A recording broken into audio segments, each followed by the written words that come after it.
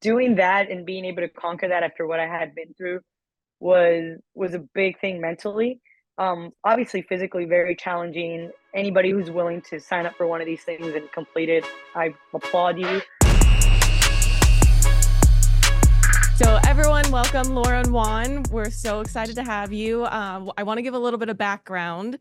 I met you guys back in 2016 when I was in Miami with Estefania, which is Laura's sister, for a clinical rotation. And instantly I gravitated towards Estefania and your family as a whole. You guys are just so fun and inviting. And, we have some great memories together. We traveled internationally for Estefania's wedding, and you guys Laura planned our destination reception in Cancun, which if you need a travel planner, check her out. She's amazing. And we've spent New Year's with your family, and you brought us my first NBA game. We got courtside seats. Remember that? That was a blast. Floor seats. Oh my God, it was so fun. One of my best memories with you guys. But aside from all the memories, you guys are such an inspirational couple. And yeah, I mean, we've watched you guys tackle some pretty impressive athletic events and overcome adversity. And more or less the central theme of our show is people making changes, related to the careers. And while this wasn't a professional thing that you guys are overcoming, it's still very relatable. So we're very excited to have you on and share your story with our audience. So, well, first, awesome. Thanks for having us. And what a great intro. Appreciate that. Yeah, of course. And we're so sad we haven't seen you guys in so long.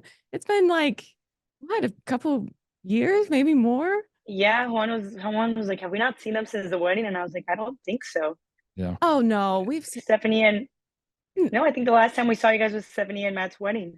Oh my gosh, that is so long ago. Several years ago, but yeah, well, we make it count when we're together. Yes, yeah. Absolutely. And we're all making moves. We've seen you guys also progress, and I mean, doing this podcast as well. I mean, being out of your comfort zone, evolving. Absolutely. Also switching the careers. I'm sure that's something we're going to talk about as well. I'm interested to hear more about that. For sure. But yeah, can you give our guests a little bit of background about you guys and, what your hobbies and what you guys are tackling right now? So Juan and I have been married for 5 years now. We've been through, a lot of life events together. And the most recent one was kind of taking a health change to, perspective to our lives. It all kind of began during the pandemic and whatnot, and just trying to, change our health style for the better. And it slowly evolved into this Ironman journey that we've been on for about 1.5 years now, which has become truly a lifestyle. It's the only way to do it properly. Absolutely. And we enjoy traveling a lot. As Paige mentioned, I'm in the travel industry, so we enjoy traveling a lot and seeing new places, seeing new cultures. And so that's a cool aspect that this new lifestyle has also brought on, because we've had the chance to go travel to do the races.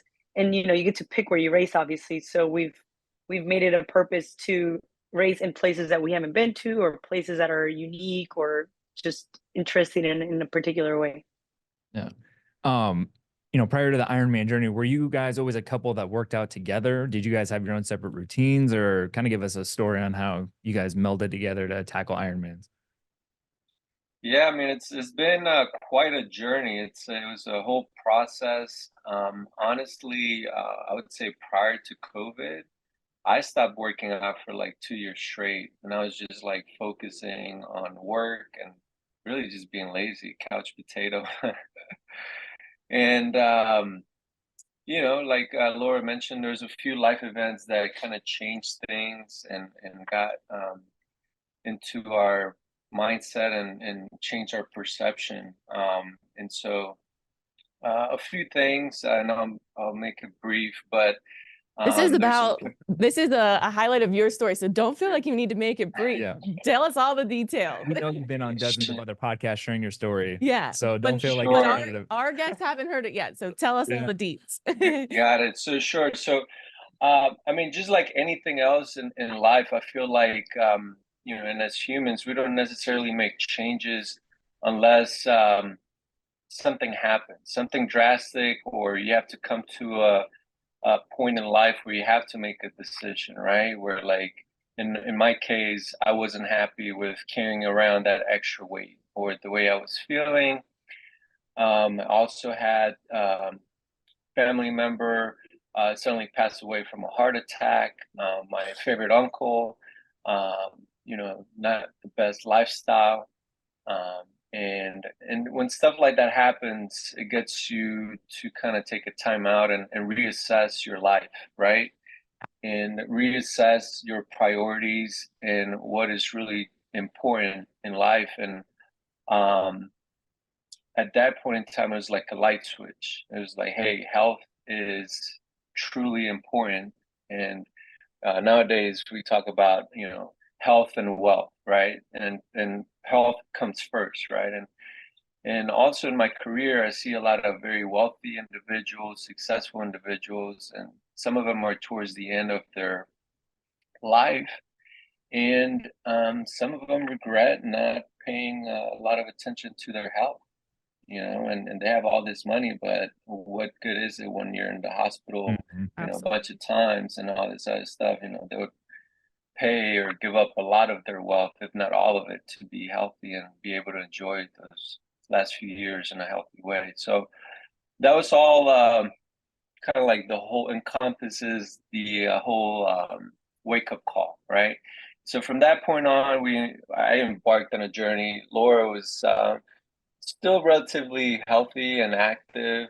She played water polo in high school, and but we definitely kind of let go of prioritizing our health, and so we had to get back into it. We started getting back into like high intensity training with Camp Gladiator, running around here, step by step, little progress. We didn't just go cold turkey and say, oh, we're going to go run an Ironman that's like, 140 miles and takes you a whole day. And yeah, that's just not. At this point, you guys are just training to be healthy. You're not training with any end goal in Yeah, mind, and correct? I mean, and to lose weight. We both, Juan said he was a couch potato.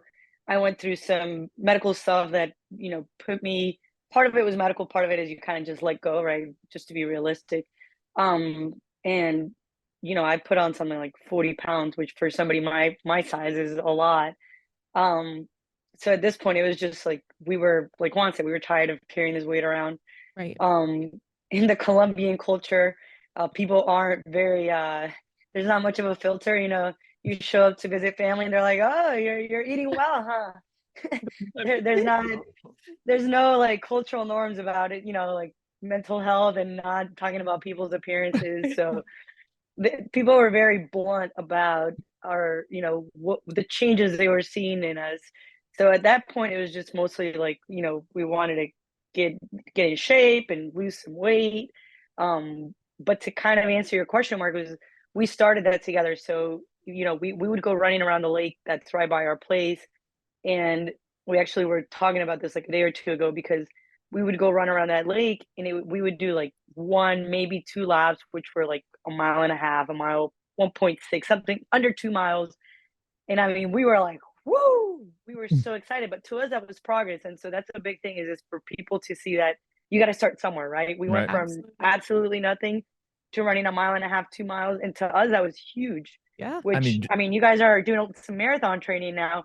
That's we can both relate. Yeah, we can both relate. There's a day where I would start running and I would come home and be like, I ran 3 miles today. 3. And I mean, but that was a huge deal, right? It was at the time. And now I look back, I'm just like, perspective. Yeah, it's like a warm-up nowadays. Yeah, so a lot of it is about perspective, because back then that was, for us, that was huge. That was the workout. And now if we have a mile and a half warm-up, I'm stoked. Yeah. So we did do that together. Juan was, we were still in college, so Juan would go lift with his bros and, did the whole thing. And then eventually we joined Camp Gladiator, which Juan was mentioning. That was cool. I think that helped us a lot, because it was a great group of people. It was kind of competitive, which for me was fun, because as a previous athlete, like that just brought a fun aspect to it. The trainers were really cool people, and everybody was kind of like in the same wavelength. Everybody wanted to kind of get in shape and, you know, be healthy and stuff. But there was also a lot of social aspects to it. There was socials every month. You know, we became close friends with a lot of people on there. So I think that was a really good journey for us to like get back into things. But then COVID happened, and that kind of, unfortunately, it just kind of didn't work out. The setups, you know, people weren't allowed to congregate in big groups, and Right. so that just kind of died down. And then Juan had this goal, and I'll let him tap into that. Well, I mean, you know, during COVID, you know, there's a few trends. One of them was like buying a bike and riding Yeah. outside, buying Oh. a puppy, um, you know, You getting guys- a boat, all these other things. But we ended up getting the bike and the puppy. We Love fell that. for two of them. I think we did because we got COVID or ends up during COVID as well, and we bought bikes. So we're There right there you with you go. guys. Yeah, you're just missing the boat or a baby. One of the Yeah, two. Yeah, yeah. how to We drink. we didn't find those ones, but So So yeah, we got the bike and we started riding, and you know, again, the same process. Starting small, you know, we'd go to a local trail, do our own thing. We'll go like 12 miles an hour. We'll be like, oh, we're going super fast, you know. Then we, you know, progressed into joining cycling clubs and training with them. and that was big because, you know, for example, like basketball or soccer, we all played it in recess or maybe like in middle school or high school, whatever. But cycling is, it seems so simple, but once you start getting into it, it's really like there's a lot to it. There's a lot of things that you don't think about, but as you start getting more and more involved, obviously you start getting more wrapped into that world, and you become more invested in it, both time wise, money wise, everything. But once we were really like involved in it, it was a lot of fun because like Juan mentioned, we had these groups we joined, and we joined two different groups. One in out in Winter Garden, which is like a 20-minute drive from our house. Another one out in Lake Nona, which is another neighborhood about 40 minutes from our house. And they were two very different groups. One was very much like all about like sticking together and team, and like nobody gets left behind. And there was actually a lot of couples in that ride. So it was cool. They were very welcoming. And the other one was more like a ton of guys. There would maybe be like 4 or 5 girls most at any ride. A lot of guys, a lot of like macho, like who can go the fastest. yeah. So it was cool because we got to see two very different sides of cycling. But I think they both kind of came together and made us into better cyclists at the end of the day. And then from that, we're like, you know, oh, there's these sprint triathlons in Clermont, which is a city nearby. Let's sign up for one of those. And, you know, with my swimming background, Juan also swam a little bit in high school. So we're like, okay, this isn't bad. We're already cycling. And, you know, we threw in some running workouts. Yeah. And we go out there. We're like, we finished the first one. And our family, like you mentioned, Paige is very, like, just very all together, united. Yes. They showed up. They made T-shirts, signs. I mean, the whole So nine. It fun. was awesome. Yeah, I mean, if you saw us, you think we were in the Olympics. We had a cheering squad of 20 for a sprint triathlon. But I remember finishing that and looking at one and saying that was the toughest thing I've ever done. And Right. and bring me through. I've never done a triathlon. What I mean, I know the events obviously, but how long are you swimming, biking, and running? There's different distances. So that sprint one that I was just mentioning, Yep. it's quick. Okay. It's like an 800-meter swim. So Okay. it takes people maybe about 10, 15 minutes. If you're a faster swimmer, maybe 8 minutes. Okay. Then you go on like a 20-mile bike ride. It's Okay. quick. I mean, you're supposed to ideally be done with this whole thing in less than an hour, hour and a half. Okay. If you're training properly, right? And then you do a 5K to finish it out. So 3.1 miles. But the intensity's high. I mean, Oh yeah. you're pushing, you're Yeah. sprinting. That's why it's called Hence sprint. the name. Yeah.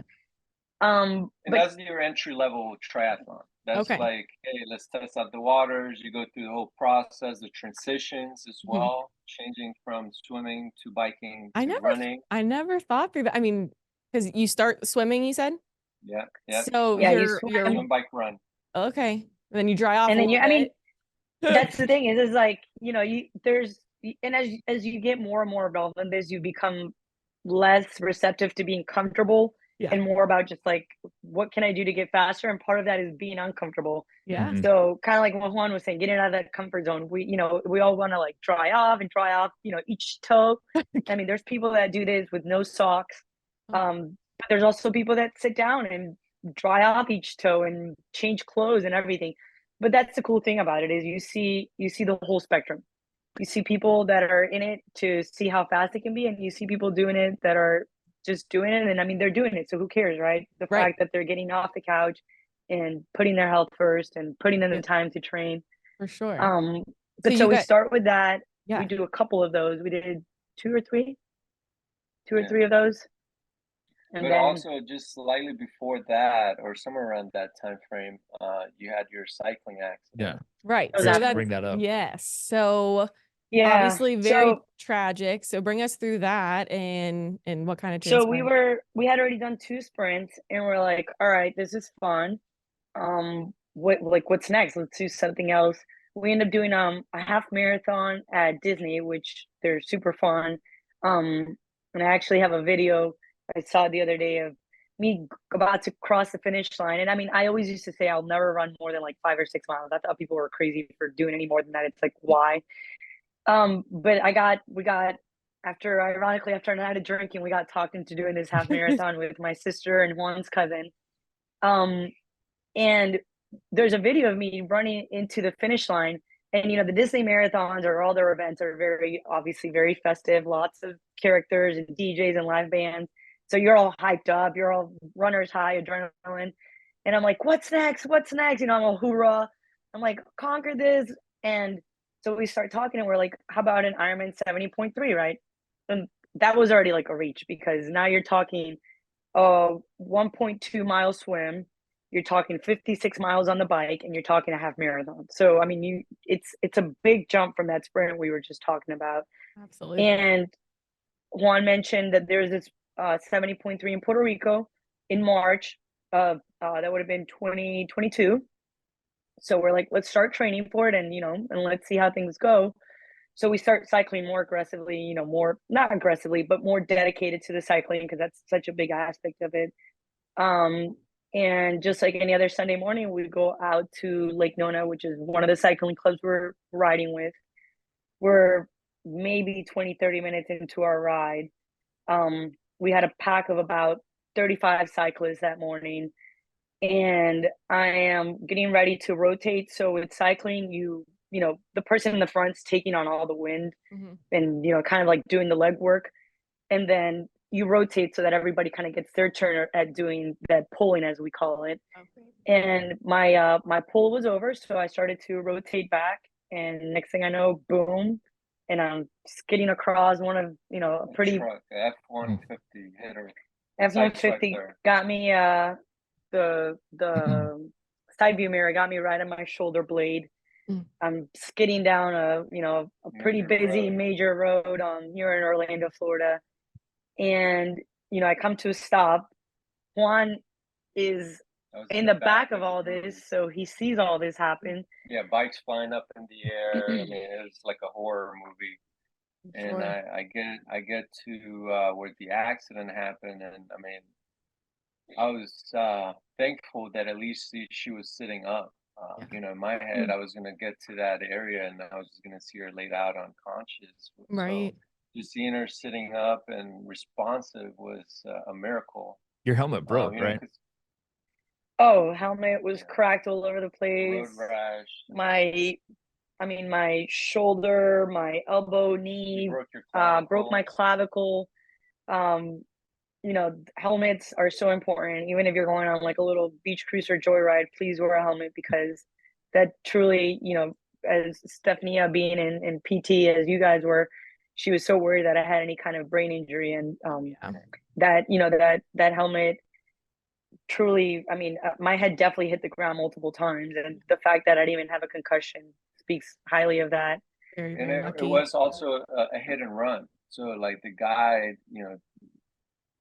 ran into them and also just kept going. And of course, like there's some guys that try to like, go after him, but my priority was just checking in on Laura, and that was a whole nother ordeal. Yeah, and so I remember when all the news posts started coming out. I saw obviously I'm not in Orlando, so I didn't see them on TV, but you guys were posting. They're like actively looking for this guy, correct? Yeah.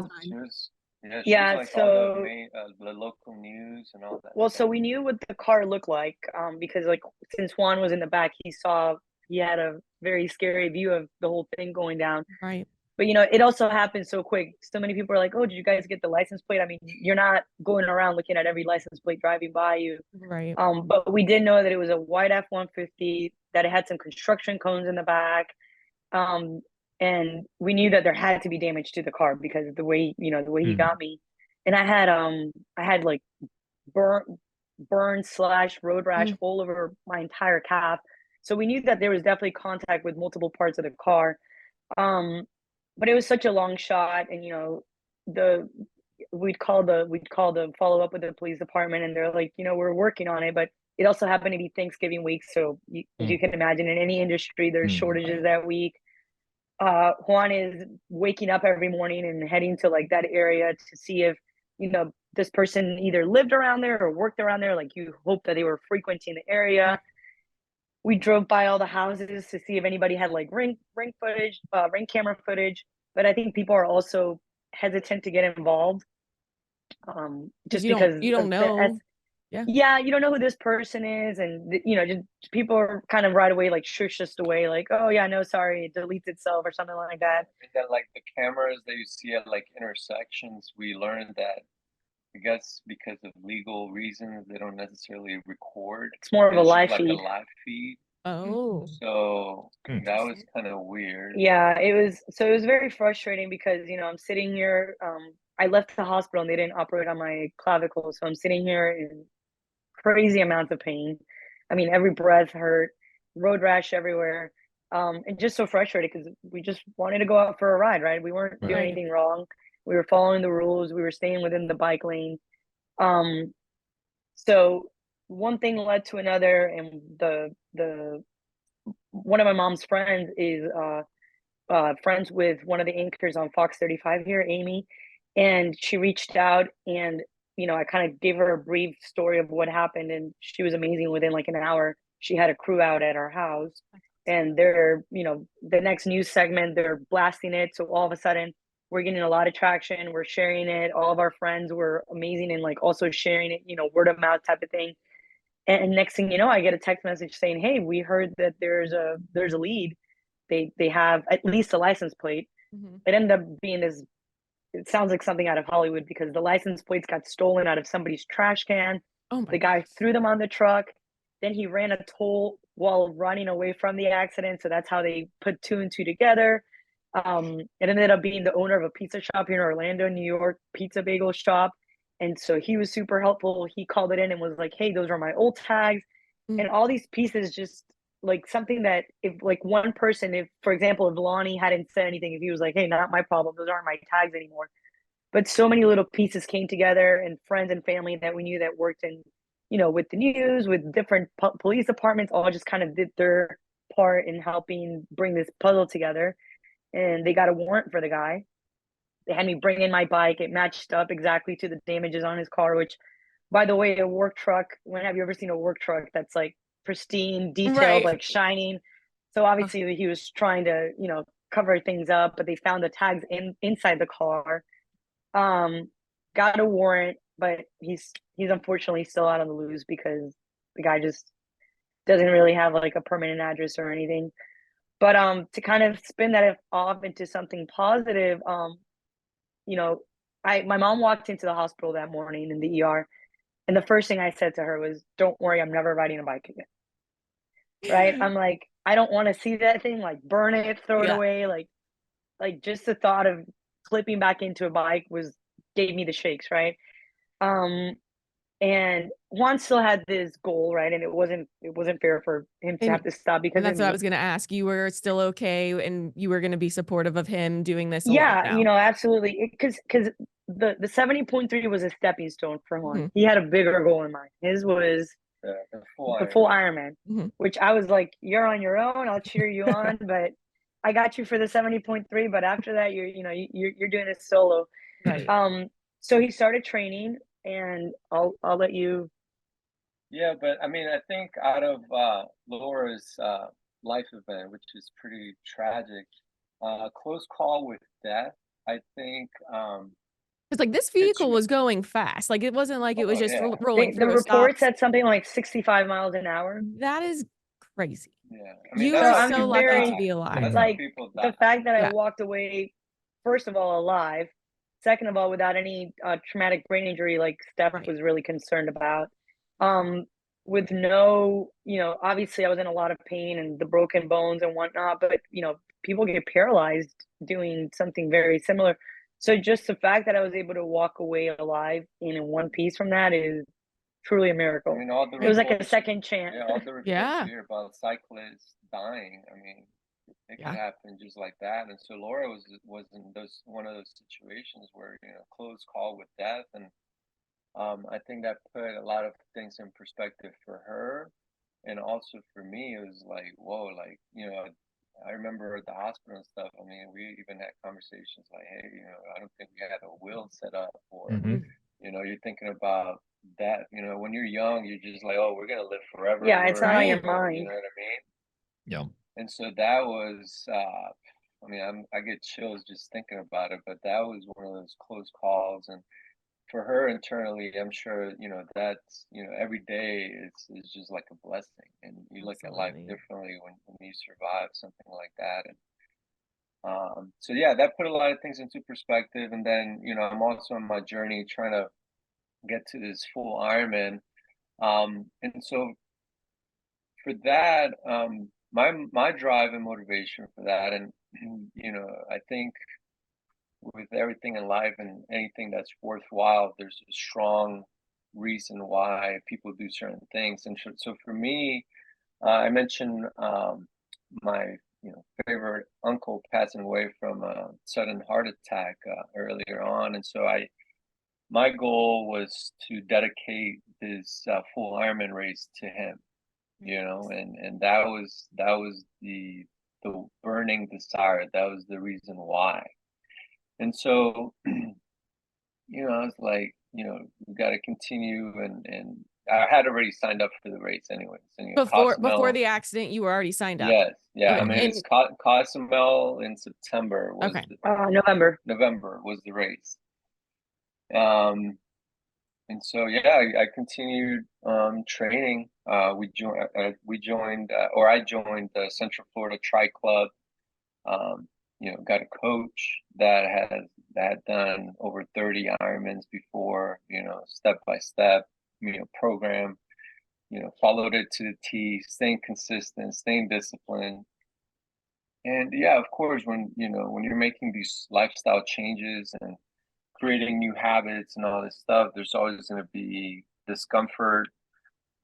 We work out pretty much every day around 5:30 in the morning, so we're up at 4:30, depending on the schedule of that day. But, it was a whole lifestyle change, right? And just a lot of discipline and consistency. But like I said, when I felt like I was gonna give up, or when the workouts were hard and you're super sore, and then you're like, shit, I gotta do this again tomorrow. I would basically default back to the reason why, and it is that burning desire to, um, finish the race and do it in honor of my late uncle. I And feel so like that's super important. I think when when you have that why, it makes your journey so much different. And I love that you've been able yeah, to because share that and honor your uncle in yeah, that way. and yeah, and we're all humans, and I think, and I've mentioned this before in other conversations, is a lot of people, we all want different things in life. We want to be healthy, we want to look fit, you want to have all this money, you want to be successful, right? But if you don't necessarily have a burning desire, a real reason why, it's easy to give up, Yeah. because once you step out of that comfort zone, um, there's a lot of things that come your way that will kind of make you um, hesitate, or just go back to what the norm, For sure. And so I continued to train, did the half Ironman, um, Actually, Laura, you joined me for that, and so Yeah. that was a So whole you other were process. you So were back better to at, Laura. yeah. So I mean, both of your stories. So you're doing this Ironman, you're training all along, you're recovering, and you end up jumping back I'm in I and mean, I can being barely lift my arm. I can't put a Mhm. t-shirt on by myself. yeah. So the accident was November 20th of 2021. Um, and because of how long it took for me to get surgery and then the recovery process, I mean, you guys are familiar with this. Mhm. Um, I ended up with frozen shoulder. Mm. So then the PT was extremely painful. I mean, Mhm. I remember the first couple of weeks I would literally scream when, Yeah. therapist is trying to like lift my just I mean, not do anything crazy, just lift my Yep. arm up. Yeah. Um and then, little by little I went super intensive on the PT. So I was doing PT twice a week at a local clinic, and then we're fortunate to have many PTs in the family and friends like you guys. So I was doing extra PT. Stephanie would get on the phone with me every day and walk me through my exercises. So I mean, I was going. Imagine the training for an Ironman, but PT edition. Right. I was just going hard at it. Because it was also very frustrating to go from being, you know, quote unquote healthy and, in a good active state to literally not being able to put my hair up myself, to not being Yeah. able to put on a shirt myself. I mean, like I said before, I knew Juan loved me before this all happened, but it, he was, I mean, the first 2 weeks, he literally had to bathe me. Like I Yeah. literally couldn't move. And then for many weeks on, I couldn't dress myself. I couldn't cook. I couldn't walk our dog because even Oh. if he pulled on like the right arm, the left Yeah. clavicle, it all. Yeah. So it was just really a life altering couple of months. Um, then my PT said, I said, what do you think about me swimming? She's like, you know what? That will be good. That will loosen things up. It's not, not putting any pressure on that. Mhm. So we go to this lake where a lot of uh, triathletes here go to swim. It's this doctor who owns this beautiful house on a lake, and he puts a lot of money into keeping it clean and it's crystal, like just beautiful lake to swim in. And I'm thinking like, hey, if I can just make it to the other side, I'll be so happy.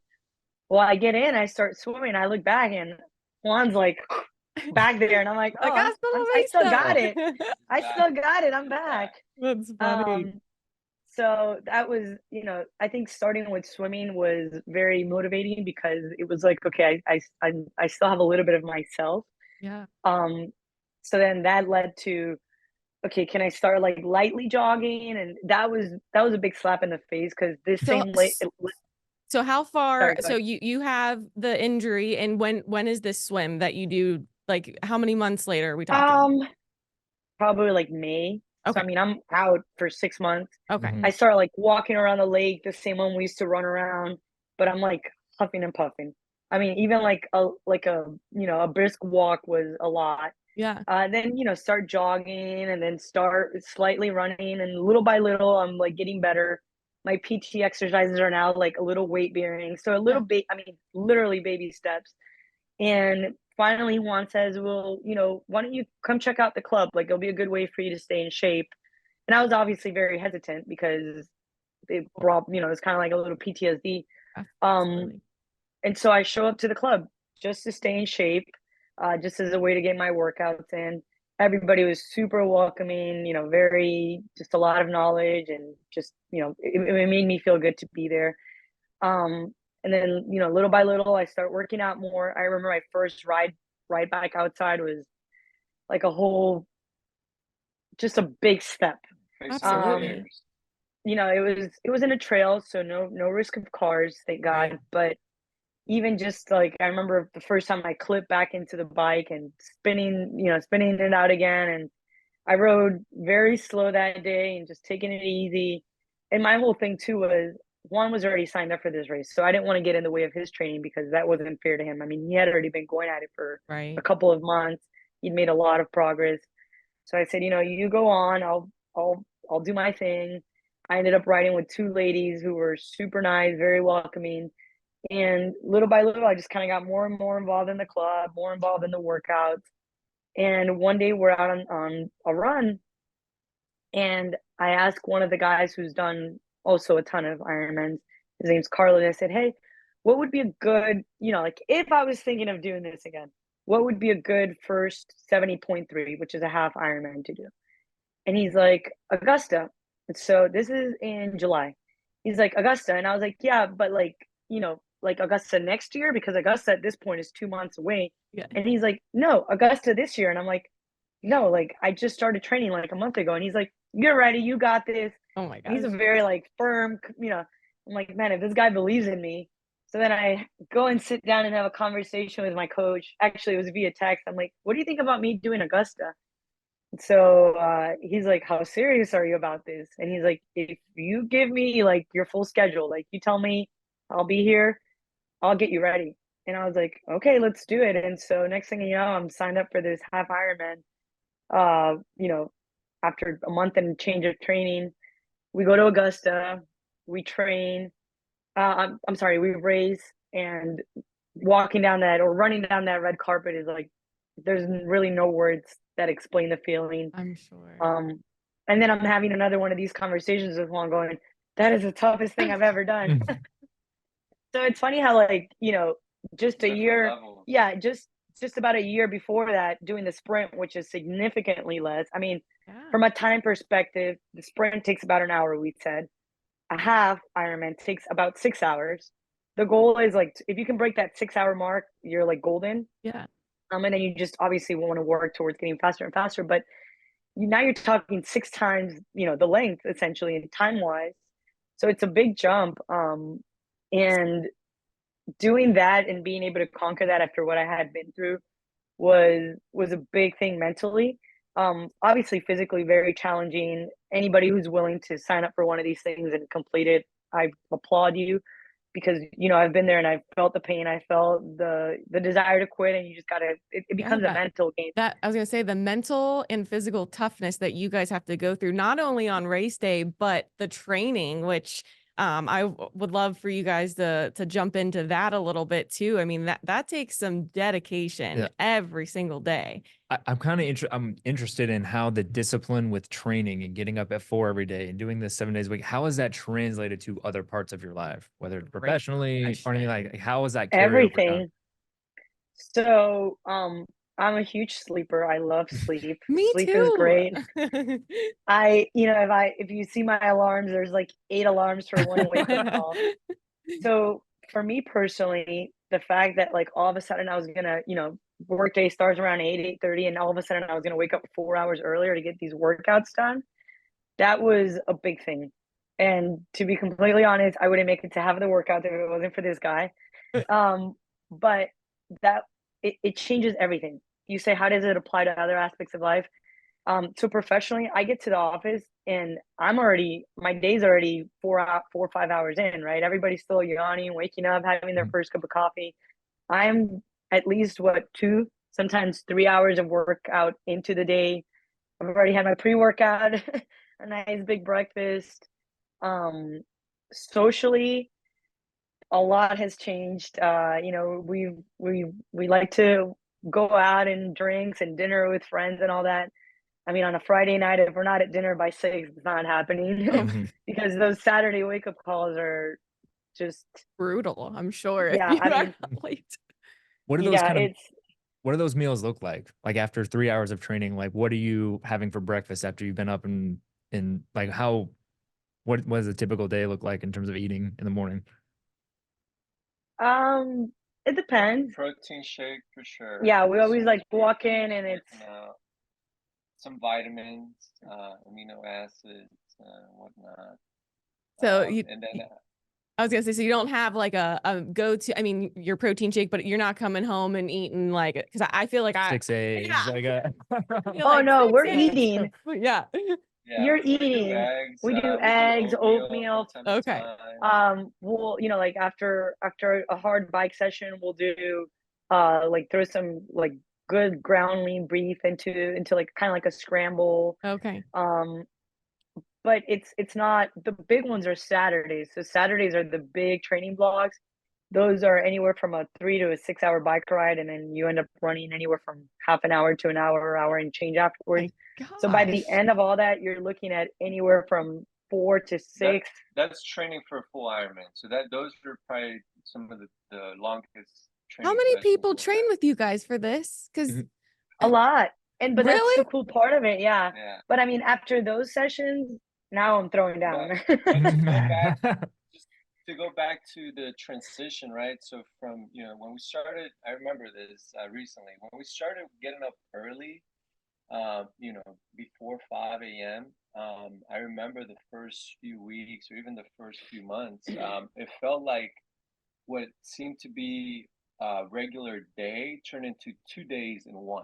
Like it got to the point to where like it was evening time, and you almost forgot that you had already worked out early in the morning that day.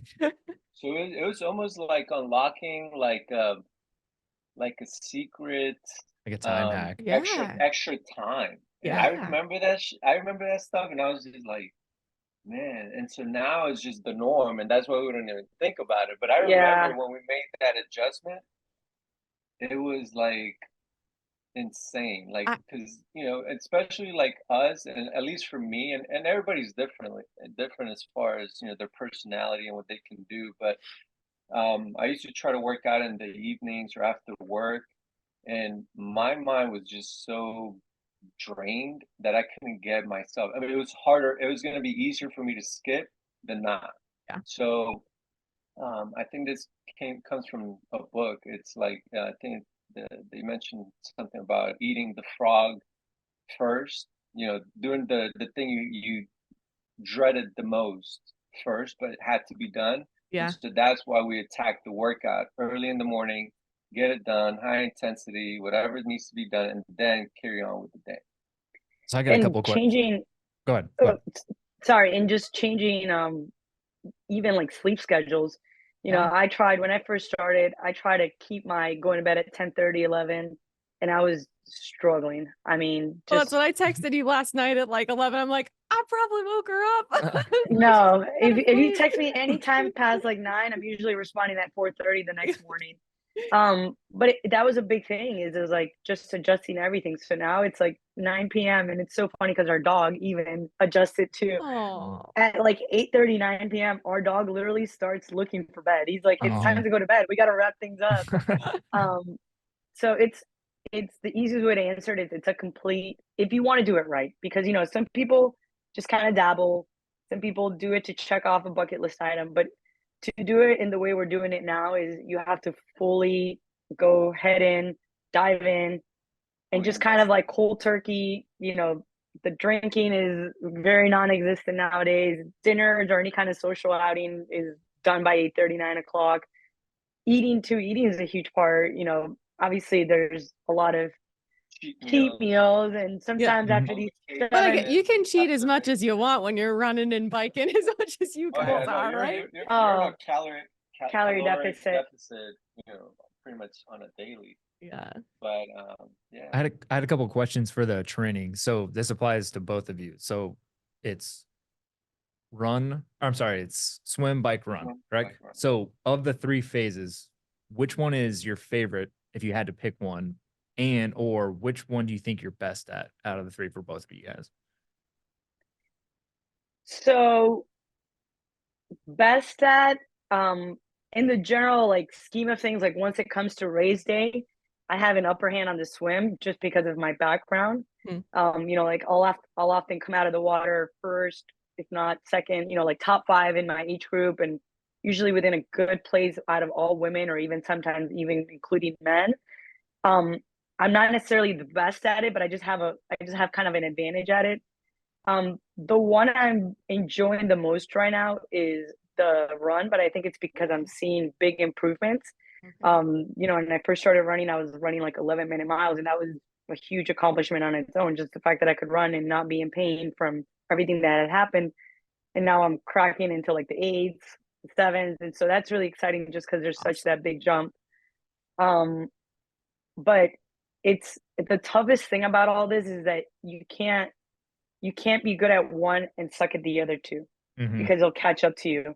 So like my first race, I did great, came out of the water like very well, like I mentioned, but then I got smoked on the bike, like just destroyed. It's something like 180 people passed me, right? So all of a sudden that one thing is worthless essentially. Yeah. So that's, I think, that one of the toughest things about triathlon is it forces you, people will train to be really good runners, for example, or really good cyclists or really good swimmers, but this forces you to try and be the best you can at all three. And obviously you're going to have strength and weaknesses, but if you can balance being good at all three and then excel at one or two, it can really push you, like, into a good position. What about you, and Juan? I think that's where I'm at. So I've been asked that question before, and my answer is just I'm average at all three. So I don't necessarily have a forte, and I guess for triathlon that's a good thing. So I'm just like in the middle of the pack on all three disciplines. But I would say I enjoyed the cycling Okay. Okay. I feel best like out that of would be all the hardest three. one. Well, I mean, Or not the easiest one, excuse me. And I'm not saying that the distance or anything are easy at all. I'm sure I know that they're all hard, but I feel like if you had to pick the easiest of the three, in my mind, I think it would be the bicycling. Tell me why I'm wrong, though. Yeah. If I am wrong. I mean, Yes and no. I mean, what do you think? They all have their challenges, because here's the breakdown. I don't think we've given them the breakdown of a full Ironman. yeah, bring So this is us there. the pinnacle, right? So this is the pinnacle of triathlon. One of the longest race you could do in like one day, right? Like, Yeah. we're not talking about ultras, but so our full Ironman is a 2.4 mile swim. Mhm. Our Hard. first one was in Cozumel, Mexico. So that was in the ocean, Okay. right? So 2.4 mile swim. You get on the bike for 112 miles. You still liking that, Mark? So Yeah. so If If it's the flat, I'll do distance- 112 flat. It'll take me all day, but so the distance on the bike it's That's way a lot. longer, and I think on the breakdown is about 60% of the race. So Wow. Oh, okay. yes, it could be a little bit easier, but it's long, and Yeah. you have to really train to take on that kind of mileage. Yeah. And then you get off the bike after that distance, and you finish with a marathon. 26.2. 26.2. Oh my gosh, that is nuts. So how long? Well, first of all, how many have you done to date of the full Ironmans? Each of you. You guys have done them all together, correct? So we've done all of our races together except one. Well, we did let's see, we did a 70.3 in Augusta, 70.3 at Eagleman. That's in Maryland. Mhm. While there, I qualified for the World Championship, so I Right. have that bonus one on Juan. Then we did Cartagena, which was really cool. We're both Colombians, so getting to race in in our homeland, and my dad got to be there and watch. That was a special one. So 3 halves together. I have one extra half. Huh. And then we just completed literally 2 weeks ago our third full Ironman. So You we were in New did Mexico, Zealand, like right? Juan mentioned. Yeah. So Mexico Awesome. was our first one. Then last year we went to Barcelona. That was beautiful. And then we just came back from New Zealand, which is still recovering, still hurting from that Oh one. yeah. I mean, you were How- first in your age group. Yeah, that was Yeah, a girl. big surprise. Oh my How gosh. recent was Talk that? about a comeback story. Yeah. Yeah, From going rehab from to that to Awesome. oh my gosh. So 3 halves, 3 fulls, and then the world championship. and she also qualified for the world championship for the full Ironman. Oh my gosh. So we'll be going to Nice, France in September, and she's going to compete with the world's best. That's awesome. That is so Did you amazing. say earlier there's an ultra Ironman? Yeah, that's a 3-day event. I So wish, it's I not wish I in- wouldn't have brought it So up. it's not an Ironman. It's just considered, that's the name. It's kind of like Ironman is the name of the event we do, Mhm. or the brand, I guess. Ultraman is another thing, and that's That's a 3-day. a 3-day event, and it's crazy. Is that on the We just radar had at a- all? No, No, Oh, okay. absolutely not. we're done. No. Not Okay. yet. So So how Juan is technically retired as of 2 weeks ago from full Ironmans. what? So he says. I don't Yeah. believe So he it. says. I don't believe that. Yeah, I mean, So how long So- does it take for a full Ironman on average? I know obviously depending on how many hills and the weather and all the things, but like approximately how long are you guys Every putting in the race work? is so different because so Mexico and Barcelona were both ocean swims, but completely different ocean swims. And then New Zealand was a lake swim, which was supposed to be like beautiful and flat. And then of course the morning of the race, it was like choppy and wavy. It looked like we were in the ocean. Oh my gosh. So even from year to year, like if you do the same race, it can be completely different conditions, which completely change up like the expected finish times. Um, I would say, I don't want to say respectable because, like I said earlier, I think anybody that has the guts to sign up for this and then wake up that morning and show up, like you have my uttermost respect. Just finishing an Ironman Is a like, huge feat. And they have 17 hours to do so, except in Okay. Europe. In Europe, they're like 16 hours, chop chop, we got to go home. Okay. So, but 17 hours is the time limit. And within those 17 hours, there's like time limits that people can't For surpass. each I believe it's like, category? exactly. Okay. So, and that's just for like safety and because they have to close down roads, you know, like more like logistic things too. Right. But so, my first one was 13 hours and 23 minutes. Then in Barcelona, I broke 12 hours, which is like Oh a my big gosh. deal. And then 2 weeks ago, I PR'd at 11:48. Wow. Wow. But Juan holds the household record. It's a little household competition. record. Yeah, by a minute. He got me by a Whoa. minute in New Zealand. 11:47, 11 hours and 47 minutes. Wow. Well, you know she's gonna smoke that next. So I so wish, when you but guys this, do this so next when race you is brutal. so when you guys do these races though, I know you said like obviously you're better at the swim. Like you guys aren't staying together. You're doing your own races and if Yeah. you finish at the same time, you finish at the same time type of thing, or is it staggered men versus So women? Or like how is that working? no, Great so question. we always you know, at the start line, we'll hug, kiss, have a great race. I'll see you out there type of thing. I always beat Juan out of the water because I do have that advantage. And then he normally catches me on the bike at some point. Um, at this last race, he literally caught me right at the half mark. Uh, and then on the run, you end up it's usually loops because it's really hard to lay out a 26-mile course Right. when they're already shutting down roads and stuff. And it makes it way better for us participants and for the spectators to be able to see you. Right. So, for example, this last race was a 4-mile, a 4-loop course. So that's cool because you get to see each other, high five, like, how are you doing? You know, it's like a Yeah. quick, like, thumbs up, thumbs down, I'm dying, whatever. But you know, we start and this goes for anybody, you know, because, you know, we show up to these races with teammates. This last one, we had like 18 or 20 people racing. Wow. And even though we all train together and there's some people that you form like really big bonds with, and obviously us as a husband and wife, but once you're out there, it's like it's you. Your own It's race. you're our coach. Our coach says it's your journey, and it really is. You know, as much as you know you'd like to maybe run together or something, you're going through some like dark stuff. Your mind takes you to places where the physical part is hard, but I say the mental part is even harder. And I think if you can mentally prepare yourself for this race, and obviously if you're doing the training properly, it's it's tough. You really you have I mean, think about it, 11 hours and 48 minutes to yourself to think about life, to think about why the hell am I doing this? My legs hurt, Yeah. my arms hurt, everything hurts. You gotta run your own race, and I think you guys mentioned how can something like this translate into other aspects of life, and I think that's one of the main points. You know, you have to run your own race, just like in life, you have to go through your own journey, your own life. In a race, like you know, you might be, let's say you're on the run, and then you see this guy just zoom right past you, and you're like, oh man, I'm gonna want to try to keep up with this guy, but you have to kind of stay in your own lane, do your own thing. You know your training, you know your paces.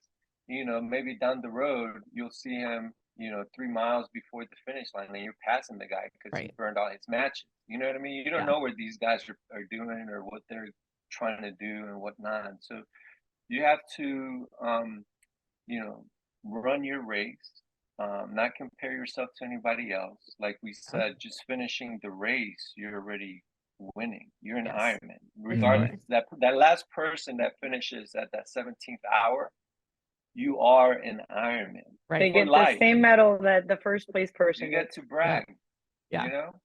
And there's some crazy stories within Ironman, like you're exposed to all these people. Just that Laura's story about the comeback and the injury, people dealing with Medical medical conditions. conditions, diabetes, you know, there's people that are carrying on a lot of extra weight, and Mhm. they finish these Pregnant women. crazy things. That's crazy. Yeah. So, You see it all. yeah. So I mean, that's all part of of that community as well, and it's just a lot of people um, conquering not just on the physical and health aspect of life, but also the mental and overcoming their fears and For facing sure.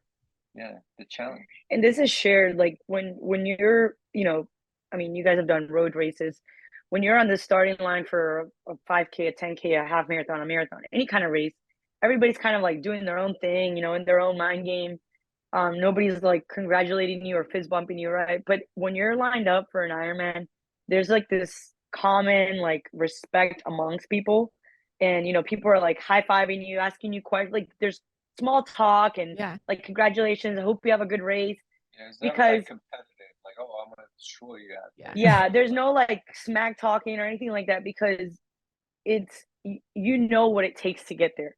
Yeah. And if you've done the right things, you know how much work, how much Yeah. sacrifice, how much pain you've endured to get there.